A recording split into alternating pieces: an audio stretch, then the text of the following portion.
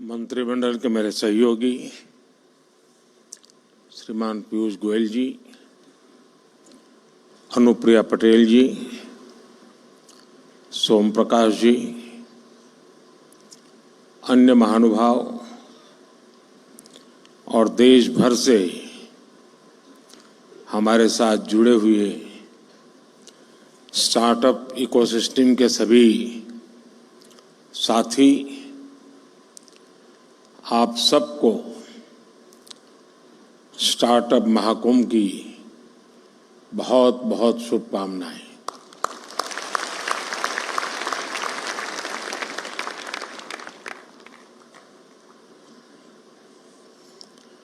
Startup launch तो बहुत लोग करते हैं,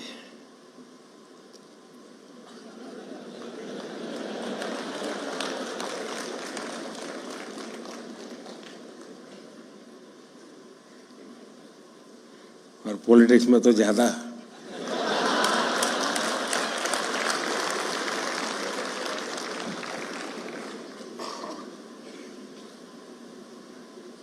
और बार बार लॉन्च करना पड़ता है।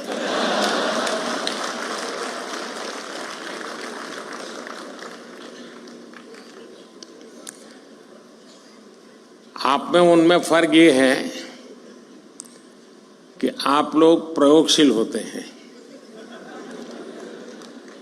एक अगर लॉन्च नहीं हुआ तो तुरंत दूसरे पर चले जाते हैं।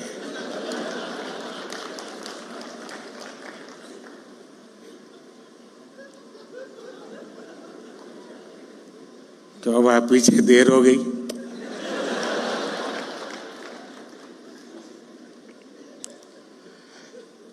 साथियों, आज जब देश 2047 के विकसित भारत के रोड मैप पर काम कर रहा है, ऐसे समय मुझे लगता है कि ये स्टार्टअप महाकुंभ का बहुत महत्व है। बीते दशकों में हमने देखा है कि भारत ने कैसे आईटी और सॉफ्टवेयर सेक्टर में अपनी छाप छोड़ी है। अब हम भारत में इनोवेशन और स्टार्टअप कल्चर का ट्रेंड लगातार बढ़ता हुआ देख रहे हैं, और इसलिए स्टार्टअप की दुनिया के आप सभी साथियों का इस महाकुंभ में होना बहुत मायने रखता है। और मैं बैठे बैठे सोच रहा था कि स्टार्टअप वाले सफल कैसे होते हैं, क्यों होते हैं, वो कौन सी उनके अंदर एक जीनियस एलिमेंट है जिसके कारण ये सफल हो जाते हैं। तो मुझे एक विचार आया, आप लोग तय करना मैं सही हूं कि गलत हूं। जो आपकी टीम है जिसने इसको ऑर्गेनाइज किया है, क्योंकि आमतौर पर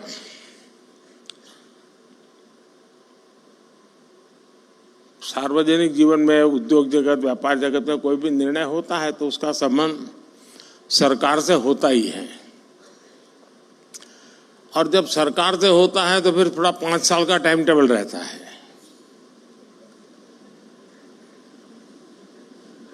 धीरे धीरे पहुंच रही, इधर से शुरू हुई है।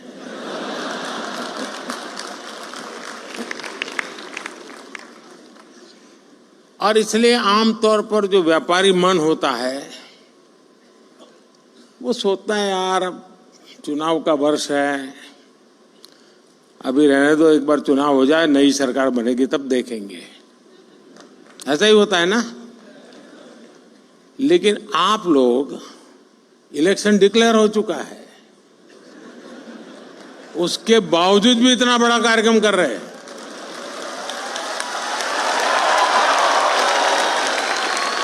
इसका मतलब ये है कि आपको पता है अगले 5 साल क्या होने वाला है।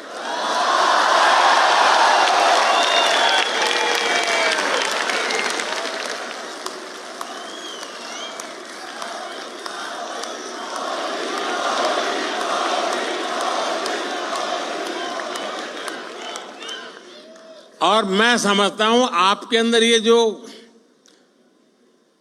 जीनियस चीज पड़ी है ना, वही स्टार्टअप को सफल बनाती होगी।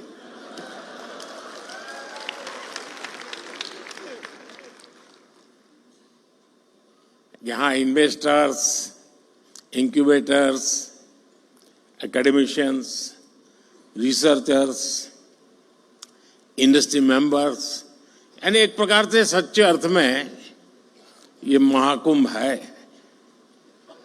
यहां यंग एंटरप्रेन्योर्स भी हैं और फ्यूचर एंटरप्रेन्योर्स भी हैं। और जैसे आप में जीनियस टैलेंट है, मेरे में भी ये है, और इसमें मैं पहचान सकता हूं, इसमें फ्यूचर एंटरप्रेन्योर मुझे दिखते हैं, मैं देख सकता हूं।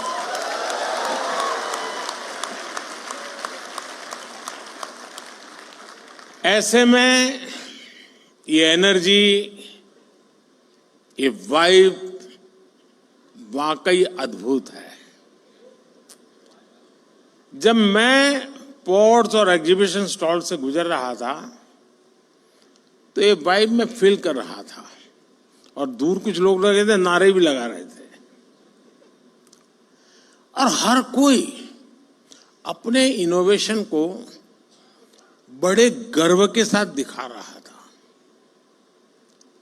और यहां आकर किसी भी भारतीय को लगेगा कि आज के स्टार्टअप को नहीं, बल्कि कल के यूनिकॉर्न और डेकाकॉर्न को देख रहे हैं।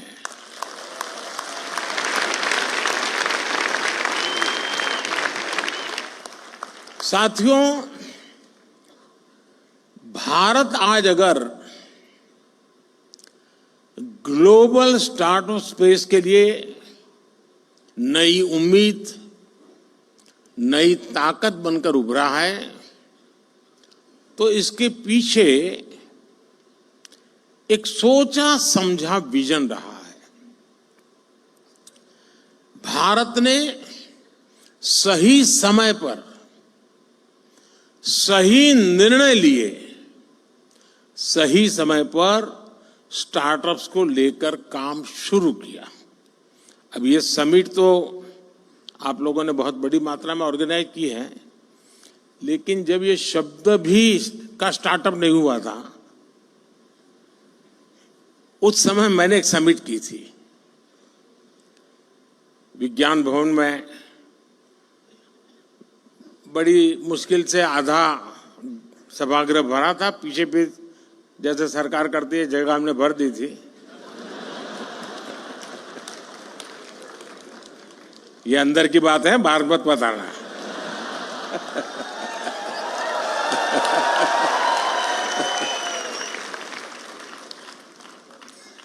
और उस समय देश में जो नए नए कुछ नौजवान, और मैंने startup India, stand up India इसको लॉन्च करने की दिशा में मेरा प्रयास था, और मैं चाहता था कि उसको मैं एक आकर्षण पैदा करूं, यूथ में एक मैसेजिंग करूं। तो कुछ लोगों ने जो इनिशिएटिव लिए थे उनको खोजा देश भर में, भाई कोई कोने में कोई करता है तो जरा देखो। और मैंने 5-7 लोगों को बुलाया था कि जरा भाई आप भी वहां भाषण कीजिए, मेरी कोई सुनेगा नहीं।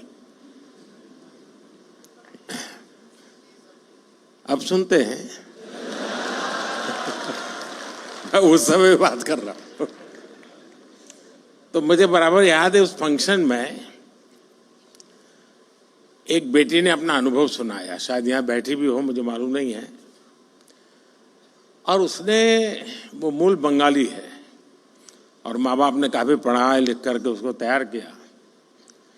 उसने अपना अनुभव बताया।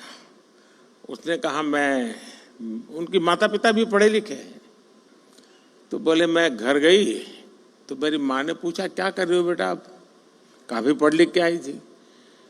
तो उसने कहा कि मैं स्टार्टअप शुरू करने जा रही हूँ। तो उसकी माँ ने कहा, वो बंगाली थे, सर्वनाश।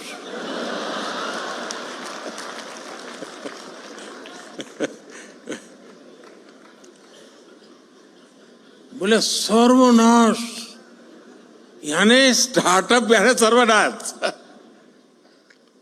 वहां से शुरू हुई यात्रा, इसका एक सैंपल यहां नजर आ रहा है।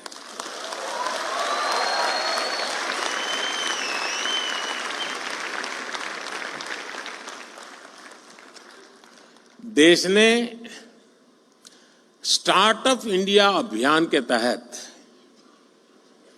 इनोवेटिव आइडियाज को एक प्लेटफॉर्म दिया, उनको फंडिंग के सोर्स से कनेक्ट किया, एजुकेशनल इंस्टीट्यूशंस में इंक्यूबेटर स्थापित करने का अभियान भी चलाया।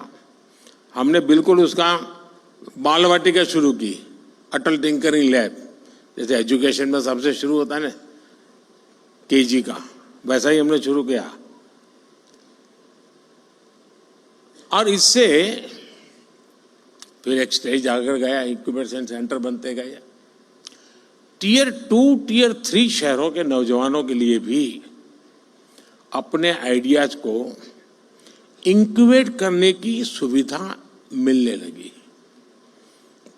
आज पूरा देश गर्व से कह सकता है कि हमारा स्टार्टअप इकोसिस्टम सिर्फ बड़े मेट्रो शहर तक सीमित नहीं है। और अभी छोटी सी फिल्म में भी दिखाया गया, ये देश के 600 से अधिक जिलों तक पहुंच चुका है। इसका मतलब है ये एक सामाजिक कल्चर बन गया है, और जब कोई सामाजिक कल्चर बन जाए तो फिर उसको रुकने का कोई कारण ही नहीं होता है, वो नई नई ऊंचाइयों को प्राप्त करता ही करता जाता है। भारत की स्टार्टअप क्रांति का नेतृत्व आज देश के छोटे शहरों के युवा कर रहे हैं। कुछ लोग सोचते हैं कि हमारे स्टार्टअप सिर्फ टैक्स स्पेस तक ही सीमित है, लेकिन मुझे खुशी है कि आज agriculture, textile, medicine, transport, space, even मैंने देखा योगा में स्टार्टअप शुरू हुए हैं। आयुर्वेद में स्टार्टअप शुरू हुआ है, और एक दो नहीं, मैं थोड़ा मैं रुचि लेता हूं तो देखता रहता हूं, 300, 400 की संख्या में है, और हर एक में एक से बढ़कर एक न कुछ नया है जी। कभी तो मुझे भी सोचना पड़ता है कि मैं योगा कर रहा हूं वो ठीक है कि स्टार्टअप वाला कह रहा है वो योगा ठीक है।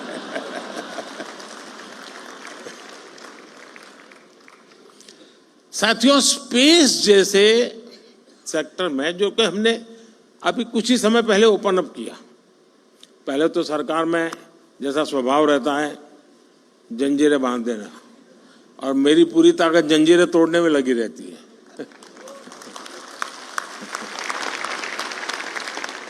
स्पेस में 50 से अधिक सेक्टर्स में भारत के स्टार्टअप बहुत अच्छा काम कर रहे हैं, और ऑलरेडी हमारे स्टार्टअप स्पेस शटल लॉन्च करने लगे हैं जी, इतने कम समय में। साथियों, भारत की युवा शक्ति का सामर्थ्य आज पूरी दुनिया देख रही है। इस सामर्थ्य पर भरोसा करते हुए देश ने स्टार्टअप इकोसिस्टम निर्माण करने की तरफ अनेक कदम उठाए हैं। शुरुआत में इस प्रयास पर भरोसा करने वाले बहुत कम थे, जैसा मैंने प्रारंभ में कहा। हमारे यहां पढ़ाई का मतलब नौकरी, और नौकरी का मतलब सिर्फ सरकारी नौकरी, यही सब था। मैं बड़ौदा में रहता था पहले, और वहाँ महाराष्ट्रियन परिवारों से हमारा नाता जरा ज्यादा था, तो गायकवाड़ी स्टेट है। तो हमारे कुछ साथी बड़े मजाकिया स्वभाव से कहते थे, अगर बेटी बड़ी हुई, शादी तय करनी है तो घर में चर्चा क्या होती है? बोले मूला फाल छाना है। अरे बेटा बहुत अच्छा है, फिर क्या? सरकारी नौकरियां है बस, तो अब बेटी शादी होने के लिए योग्य हो गया। आज पूरी सोच बदल गई है। कोई बिजनेस की बात करना था तो पहले आइडिया की नहीं, दिमाग यही है यार, करना तो है लेकिन पैसे कहां से लाऊं। शुरुआत की चिंता उसकी पैसों से रहती थी। जिसके पास पैसा है वही बिजनेस कर सकता है, ये हमारे यहां धारणा बन चुकी थी। ये स्टार्टअप इकोसिस्टम ने उस साइकिल को तोड़ दिया है जी। और देश में जो रिवॉल्यूशन आता है ना, ऐसी चीजों से आता है। देश के नौजवानों ने जॉब सीकर से ज्यादा जॉब क्रिएटर बनने का रास्ता चुना है।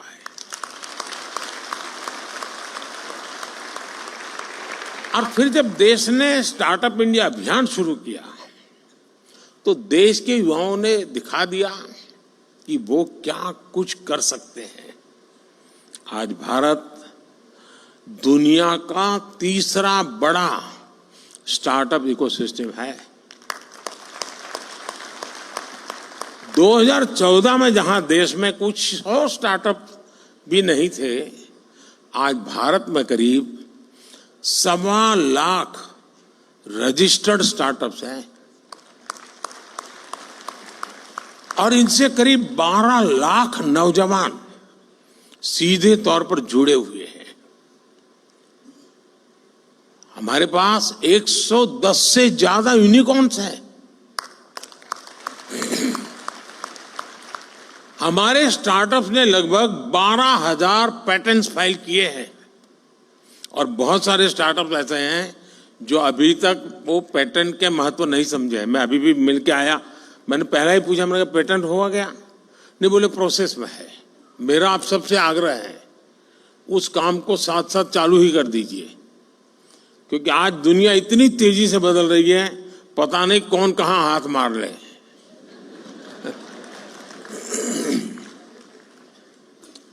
और देश ने कैसे इनकी हैंड होल्डिंग की है उसका एक और उदाहरण है जेम पोर्टल। यहां पर उसकी व्यवस्था है, आप देख सकते हैं।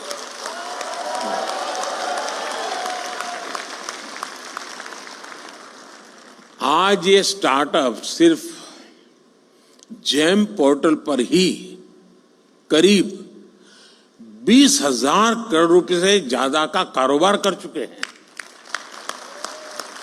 यानी सरकार ने एक प्लेटफॉर्म बनाया, आप वहां पहुंचे और इतने कम समय में 20-22 साल की आयु के नौजवान 20,000 करोड़ का कारोबार कर ले प्लेटफॉर्म पर, ये बहुत बड़ी बात है जी।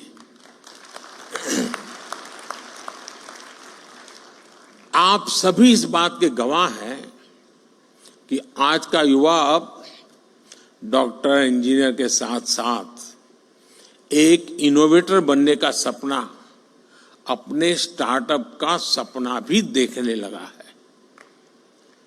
ये मैं समझता हूं उसके पास जो टैलेंट है या जो उसकी ट्रेनिंग है, स्टार्टअप के माध्यम से वो एक नए क्षेत्र में प्रवेश कर रहा है।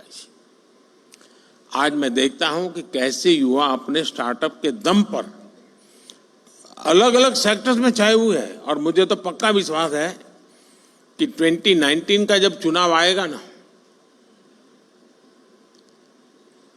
उस समय कम से कम 1,000 स्टार्टअप ऐसे होंगे जिसकी सेवाएं पॉलिटिकल पार्टियां लेती होगी। वो ऐसे ऐसे चीजें लेकर के आएंगे और उसको भी लगेगा हाँ यार, इस तरीके से पहुंच रहा अच्छा है, ये सरल रास्ता है। यानी कहने का मेरा तात्पर्य है कि हर क्षेत्र में, चाहे वो सेवा का क्षेत्र हो, कम्युनिकेशन का क्षेत्र हो, नौजवान नए आइडिया लेकर के आते हैं। कम से कम रिक्वायरमेंट के साथ वो परफॉर्म करने लग जाते हैं। और मैं मानता हूं इसी ने इसकी ताकत बहुत बढ़ाई है। कोई, मैंने देखा आज जो ट्रेडिशनल खान पान की चीजें हैं उसमें बिजनेस में आगे बढ़ रहा है। कोई मेडिकल के इक्विपमेंट इस प्रकार से बना रहे हैं कि भाई आपको अब आसानी से आप अपना देख सकते हैं। यानी कोई सोशल मीडिया के ग्लोबल जायंट्स से मुकाबला करने की तैयारी कर रहा है। यही सपने हैं, यही स्पिरिट है, यही शक्ति है। इसीलिए लोग कहते हैं मैं इसे नष्ट करूंगा।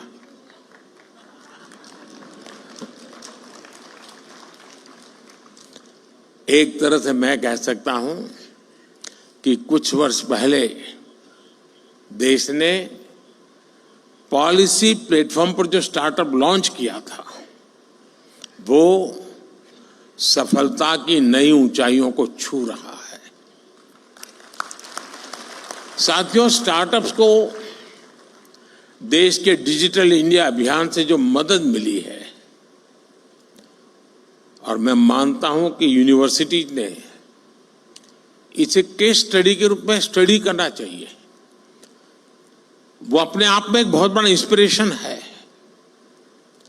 हमारे फिनटेक स्टार्टअप्स को यूपीआई से बहुत बड़ी मदद मिली है। भारत में ऐसे इनोवेटिव प्रोडक्ट्स और सर्विसेज तैयार हुई हैं जिससे देश के हर कोने में डिजिटल सुविधाओं का विस्तार हुआ है। और साथियों, आपको अंदाज नहीं है कि हम जहां हैं, हम रोजमर्रा की जिंदगी है तो हमें पता नहीं चलता है, लेकिन मैं G20 समिट के समय देखता था, हमने यहाँ एक बूथ लगाया था जहां पर अभी आपके एग्जीबिशन लगा है वहां G20 समिट में, और वहां यूपीआई कैसे काम करता है हम 1,000 रुपया देते थे ताकि उनको ट्रायल रन करने के लिए काम आए।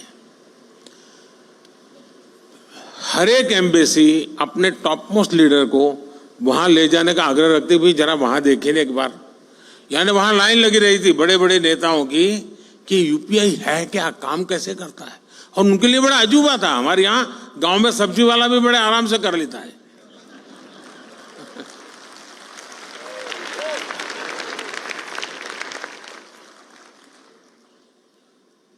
साथियों, इससे फाइनेंशियल इंक्लूजन को बल मिला है। रूरल और अर्बन डिवाइड को देश कम कर पाया है। और दुनिया में शुरू में इसकी चिंता थी।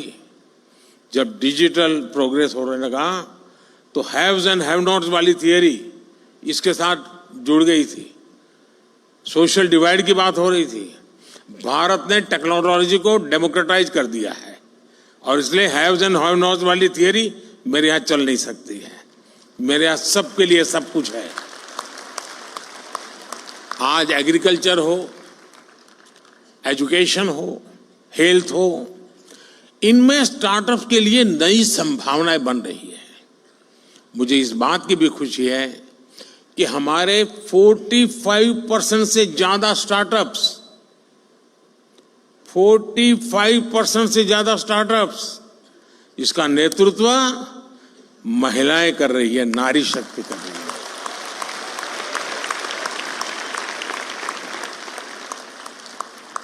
इस ताकत का कोई अंदाज नहीं लगा सकता जी। ये पूरा एडिशनल बेनिफिट है देश को। हमारी बेटियां कटिंग एज इनोवेशन से देश की समृद्धि की तरफ ले जा रही है जी।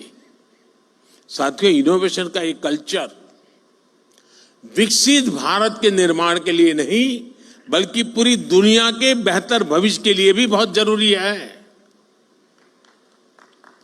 और मैं बहुत जिम्मेवारी के साथ कहता हूं, विश्व के बेहतर भविष्य की बात मैं कर रहा हूं। और मेरी ताकत पर नहीं, आपके सामर्थ्य पर मेरा भरोसा है।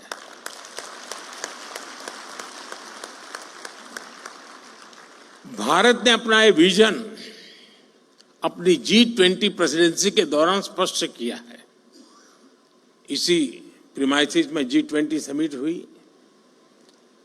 विश्व के सभी बड़े नेता कोविड के बाहर दुनिया को कहां ले जाना इसके लिए खड़े बैठे थे और इसी मंडप पे मेरा देश का यंग माइंड बैठा है जो 2047 तक जाने का रास्ता तय करने वाला है।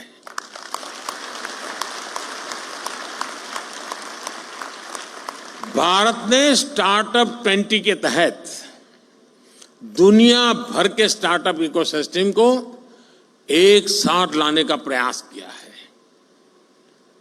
इसी भारत मंडप में G20 के दिल्ली डिक्लेरेशन में पहली बार स्टार्टअप्स को न सिर्फ इंक्लूड किया गया बल्कि उन्हें नेचुरल इंजन ऑफ ग्रोथ भी माना गया।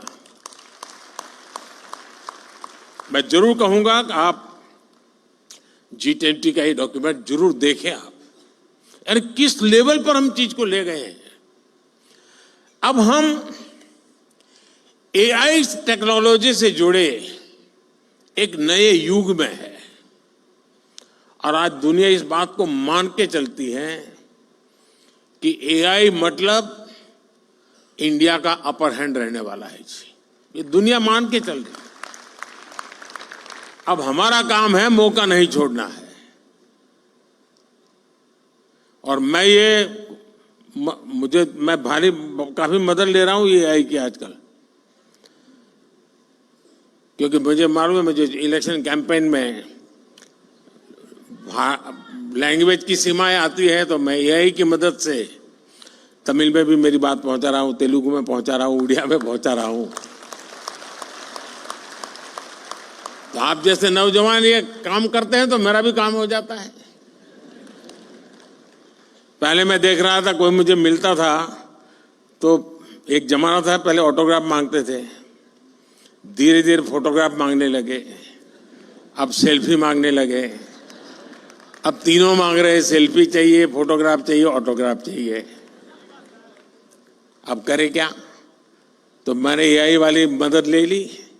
मैंने अपने नमो ऐप पर एक व्यवस्था खड़ी कर दी, अगर मैं यहां से गुजर रहा हूं और कहीं पर एक कोने पर आपका आधा चेहरा भी आ गया तो AI की मदद से आप निकाल सकते हैं मोदी के साथ मैं खड़ा हूं।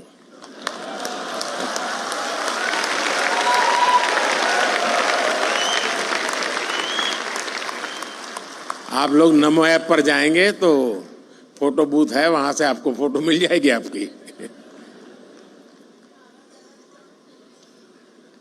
जरूर आया होगा, मैं यहां से गुजरा हूं तो।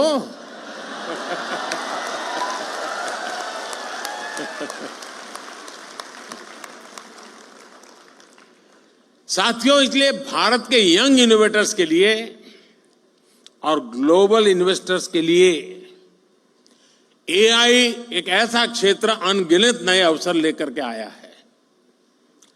National quantum mission, India AI mission और सेमीकंडक्टर मिशन, ये सारे अभियान भारत के युवाओं के लिए संभावनाओं के नए द्वार खोलेंगे। अभी कुछ महीने पहले मुझे अमेरिका की संसद को संबोधित करने के लिए उन्होंने बुलाया था, तो मैंने वहां AI की चर्चा की।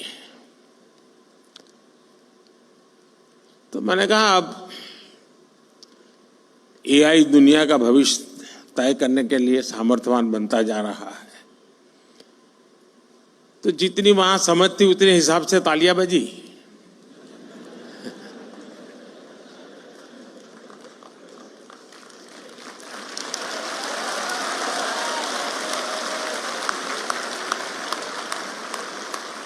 फिर मैंने कहा कि मेरा AI का मतलब है America India.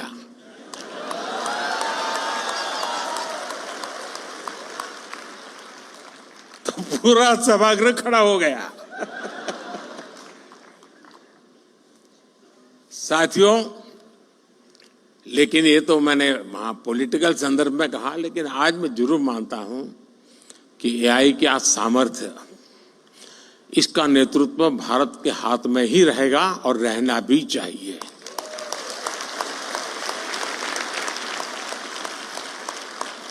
Indian solutions for global applications की भावना मुझे पक्का विश्वास है बहुत बड़ी मदद करेगी। भारत के युवा इनोवेटर जिन प्रॉब्लम्स का सॉल्यूशन ढूंढेंगे वो दुनिया के अनेक देशों की मदद करेगा। मैं पिछले दिनों कुछ एक प्रयोग करता रहता हूं। मैं दुनिया के कई देशों के साथ हमारे देश के बच्चों के हैकाथॉन करवाता हूं। 30-40 घंटे ये बच्चे ऑनलाइन जुड़ करके हैकाथॉन करते हैं। मिक्स टीम बनती है, जैसे मानो सिंगापुर इंडिया है तो सिंगापुर के बच्चे इंडिया के बच्चे साथ में प्रॉब्लम सॉल्व करते हैं। मैंने देखा है कि भारत के बच्चों के साथ हैकाथॉन करने के लिए दुनिया में बहुत बड़ा आकर्षण पैदा हुआ है। फिर मैं उनको कहता हूं यार तुम जमोगे नहीं उनके साथ? बोले साहब जमेंगे नहीं लेकिन सीखेंगे तो।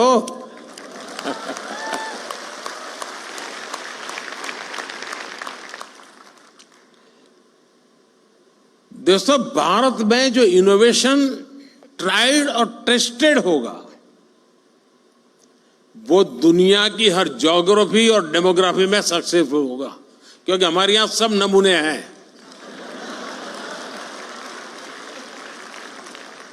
यहां रेगिस्तान भी मिलेगा, यहां बाढ़ वाला इलाके भी मिलेगा, यहां पर मीडियम पानी वाला भी है, यानी हर प्रकार की चीज आपको एक ही जगह पे सब मौजूद है जी। और इसलिए यहां जो सक्सेस हुआ वो दुनिया में कहीं पर भी सक्सेस हो सकता है। साथियों, भारत लगातार इस विषय में फॉरवर्ड प्लानिंग करते हुए चल रहा है। देश ने हजारों करोड़ रुपयों के नेशनल रिसर्च फाउंडेशन बनाने का निर्णय लिया है। थोड़े समय पहले इसका निर्णय आपने देखा होगा। और इंटरिम जो बजट हमने रखा था, हमारे देश में कुछ चीजों की चर्चा करने के लिए लोगों को फुर्सत नहीं है, क्योंकि फालतू चीजों में उनका टाइम बहुत जाता है। इस इंटरिम बजट में, क्योंकि पूरा बजट तो अभी जब मैं दोबारा आऊंगा तब आएगा,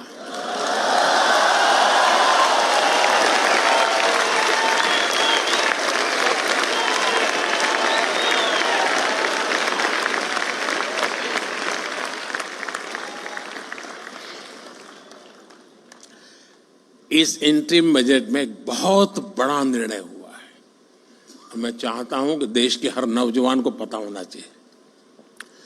रिसर्च और इनोवेशन के लिए 1 लाख करोड़ रुपए के फंड की घोषणा की गई है।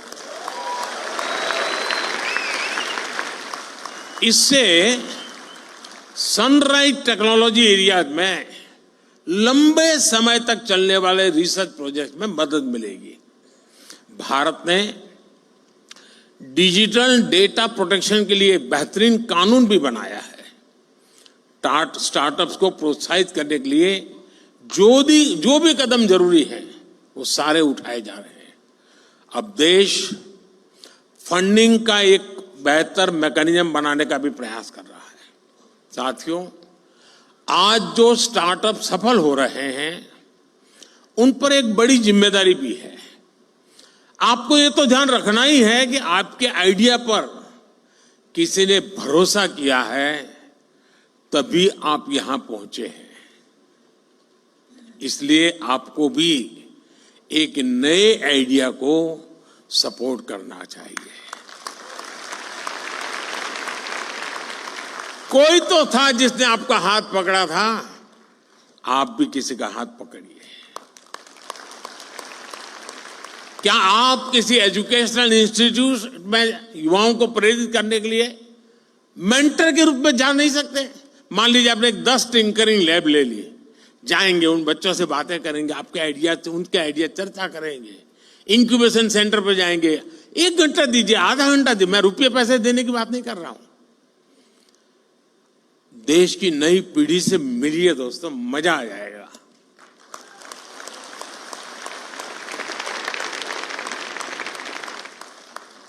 आप कॉलेजों में, यूनिवर्सिटीज में स्टूडेंट से मिलकर के उन्हें गाइड कर सकते हैं, क्योंकि आपके पास कहने को एक सक्सेस स्टोरी है। उसको सुनने के लिए युवा मन तैयार है, आपने खुद को साबित किया है। अब आपको दूसरे नौजवानों को दिशा दिखानी है। देश हर कदम आपके साथ है। मैं यहां दो और भी बात कहना चाहता हूं। ये जो मैं सरकार में काम करता हूं, थोड़ा अंदर की बात बताता हूं, मीडिया में नहीं जानी चाहिए।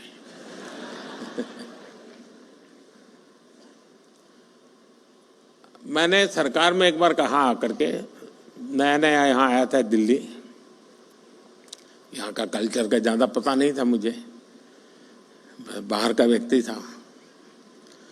मैंने सरकार से कहा, मैंने कहा ऐसा करो भाई, तुम्हारे यहाँ ऐसे प्रॉब्लम डिपार्टमेंट में जो लंबे समय से अटके पड़े हैं, लटके पड़े हैं, तुम लोग कोशिश कर रहे हो लेकिन सॉल्यूशन नहीं आ रहा है, ऐसे आइडेंटिफाई करो और मैं देश के नौजवानों को ये प्रॉब्लम दूंगा, उनको कहूंगा हैकेथॉन करो और इसका मुझे सॉल्यूशन दो। तो खैर हमारे बाबू लोग तो बहुत बहुत पढ़े लिखे लोग रहते हैं, तो साहब उसको कोई जरूरत नहीं, हमारा 20-20 साल का अनुभव। अरे मैंने कहा यार भाई क्या जाता है। शुरू में मुझे बहुत रेजिस्टेंस था, क्योंकि कोई मानने को तैयार नहीं था कि हमारे यहाँ कुछ अटका हुआ है, हमारे यहाँ कुछ लटका हुआ है, हमारे यहाँ रुका हुआ, कोई कहे हमारे सब नहीं साहब सब बहुत बढ़िया चल रहा है। अरे मैंने कहा भाई बढ़िया चल रहा है तो भी तो दो, वैल्यू एडिशन होगा। अच्छा नहीं होगा तो वो देखेगा कि क्या बढ़िया है, जाने दो ना बाहर। खैर बड़ी मुश्किल से सब डिपार्टमेंट ने मुझे, मैं बहुत पीछे पड़ गया तो निकाल करके दिया कि साहब ये एक समस्या है, ये तो टोटल लगाया तो करीब 400 निकली। अब वो तो शायद मुझे लगता है 0.1% भी नहीं बताया होगा। मैंने देश के नौजवानों का हैकेथॉन किया और उनको समस्याएं दे दी। मैंने कहा इसका सॉल्यूशन लेके आओ। आप हैरान हो जाएंगे जी, इतने बढ़िया सॉल्यूशन दिए उन्होंने, वे आउट दिए उन्होंने, और करीब 70-80% आइडियाज उन बच्चों के सरकार ने अडॉप्ट कर लिए। फिर स्थिति ये बनी कि हमारे डिपार्टमेंट मुझे पूछने लगे, साहब इस साल हैकेथॉन कब होगा, क्योंकि उनको लगा कि भाई ये सॉल्यूशन तो यहीं पर मिलेगा। यानी कहने का तात्पर्य है कि इनके पास जब मिलते हैं बच्चे, बैठते हैं, बहुत चीजें निकाल के लाते हैं। और ये 18, 20, 22 साल के नौजवान है जी। मैं कहूँगा ये जो हमारे बिजनेस के जो CII है, FICCI है, ASSOCHAM है, मैं उनको कहता हूं कि वो अपनी अपनी इंडस्ट्री के प्रॉब्लम आइडेंटिफाई करें। प्रॉब्लम आइडेंटिफाई करके वे ये स्टार्टअप वालों का हैकेथॉन करें और उनको प्रॉब्लम दे। मैं पक्का मानता हूं ये बहुत बढ़िया सॉल्यूशन ला करके देंगे आपको। उसी प्रकार से मैं MSMEs के लोगों को कहूंगा कि आप अपने प्रॉब्लम्स निकालिए। टेक्निकल हर्डल्स होंगे, समय बहुत ज्यादा होगा, स्मूथनेस नहीं होगी मैन्युफैक्चरिंग में, डिफेक्टिव प्रोडक्शन होता होगा, बहुत सी चीजें होंगी। आप देश के स्टूडेंट्स के पास जाइए, उनका हैकेथॉन आप ऑर्गेनाइज, MSMEs के लोग खुद, और सरकार को कहीं मत में रखिए। हम ये 2 एरिया में अगर मेहनत शुरू करें तो देश की यंग टैलेंट हमें बहुत सारी समस्याओं का समाधान देंगे और हमारी यंग टैलेंट को इसमें से आइडिया मिलेगा कि हाँ ये भी क्षेत्र है जहां मैं काम कर सकता हूं। हमें इस स्थिति में जाना चाहिए और मैं मानता हूं कि स्टार्टअप महाकुंभ में से कुछ एक्शनेबल पॉइंट निकलने चाहिए। उन एक्शनेबल पॉइंट्स को लेकर के हम आगे चले। और मैं आपको वादा करता हूं, अभी 1-1.5-2 महीने में जरा और काम में व्यस्त हूं, लेकिन इसके बाद मैं आपके लिए अवेलेबल हूं।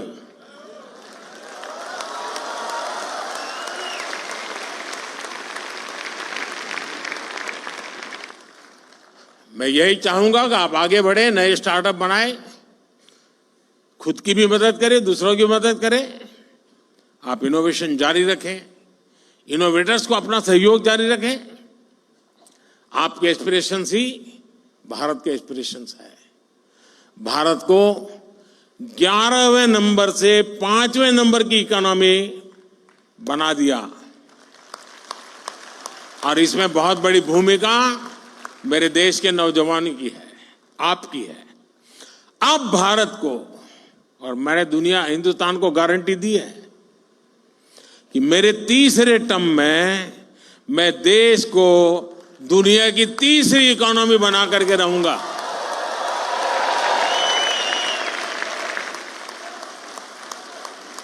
और ये जंप जो है उसमें स्टार्टअप की बहुत बड़ी भूमिका होगी, मैं देख सकता हूं जी। साथियों, मुझे अच्छा लगा आप सबसे गप्पे गोष्ठी करने का।